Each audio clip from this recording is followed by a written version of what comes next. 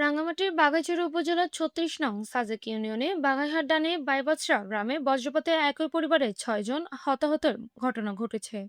এই ঘটনায় একজন নিহত এবং ৫ জন আহত হয়েছেন। সোমবার ২৫শে মে ভোর সকালে সাজেক ইউনিয়নের ডানে বাইবাছড়া গ্রামে এই দুর্ঘটনা ঘটে।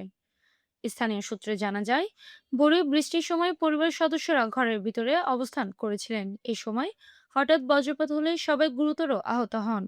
পরে স্থানীয়রা দ্রুত তাদের উদ্ধার করে খাগড়াছড়ি সদর হাসপাতালে নিয়ে যান। আহতদের মধ্যে কয়েকজনের অবস্থা আশঙ্কাজনক বলে জানিয়েছেন চিকিৎসকরা। নিহত ব্যক্তির নাম উজ্জ্বল চাজমা, বয়স ৩ মাস। ঘটনার সত্যতা নিশ্চিত করে স্থানীয় বাগেরহাট ৪ নং ওয়ার্ডের মেম্বার দয়াধন চাকমা জানান, বজ্রপাতের ঘটনায় হতাহতদের প্রয়োজনীয় সহায়তা দেওয়া হবে। এদিকে পাহাড়ি এলাকায় চলমান বৈরী আবহাওয়ার কারণে সবাইকে সতর্ক থাকার আহ্বান জানিয়েছে স্থানীয় প্রশাসন।